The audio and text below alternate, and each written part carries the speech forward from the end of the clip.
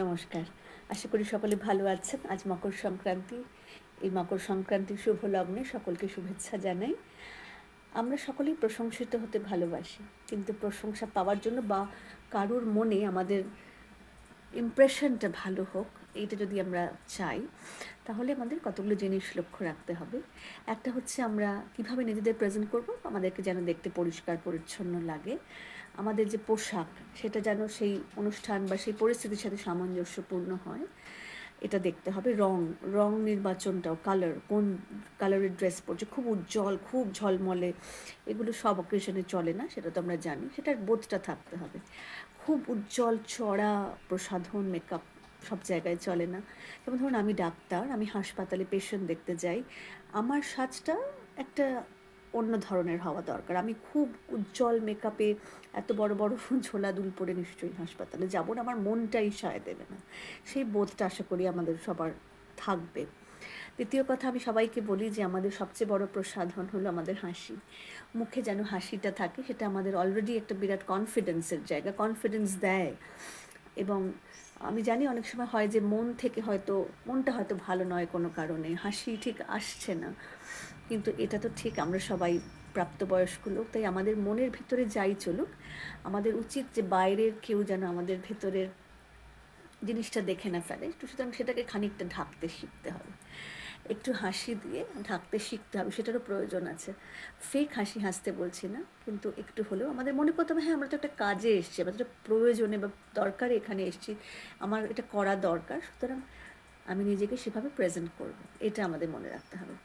দ্বিতীয়ত আরেকটা প্রেজেন্টেশনের কথা, ধরুন আপনারা কী প্রেজেন্ট করছি, আমরা যে কোনো প্রেজেন্টেশন, আমি নিজেকে প্রেজেন্ট করা যেমন ইম্পর্ট্যান্ট, আমি কোনো ডাক্তার হিসেবে কিছু প্রেজেন্ট করছি যখন, বা কোনো মানুষ তার কর্পোরেটে প্রেজেন্টেশন করছে, বা একদম এরকমই না, একেবারে বাড়িতে চলে আসি, ধরুন আমরা কীভাবে একজনকে খাবার দিচ্ছি, বা ধরুন কোনো গিফট কাউকে দিচ্ছি, সেই যে আমি কাউকে কিছুটা দিচ্ছি, সেটা তো প্রেজেন্টেশন।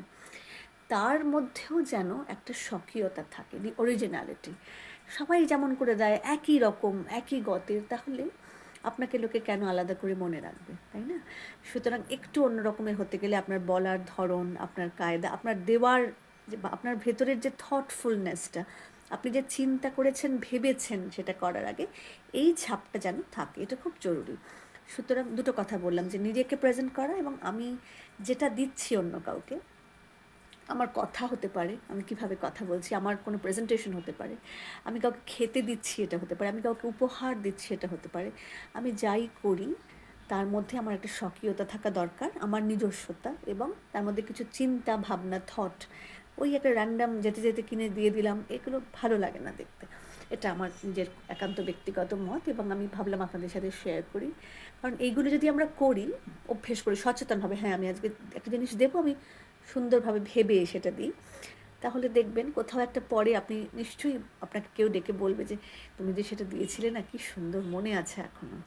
তো এই যে মনে থাকার মতো করে কিছু করা, মনে থেকে যাওয়া, সেটা খানিকটা কিছু কিছু মানুষের নিজের থেকেই হয়ে যায়। তারা এতটাই অন্যরকম বা অপূর্ব মানুষজন, যে তাদেরকে আর আলাদা করে সেই নিয়ে এফোর্ট বা প্রচেষ্টা করতে হয় না।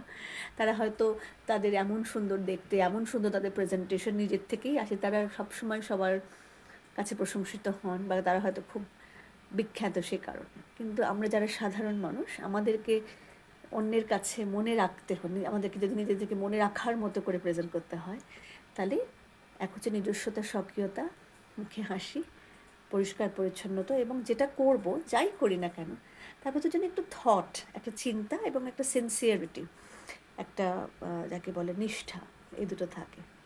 ভালো থাকবেন সকলে। নমস্কার।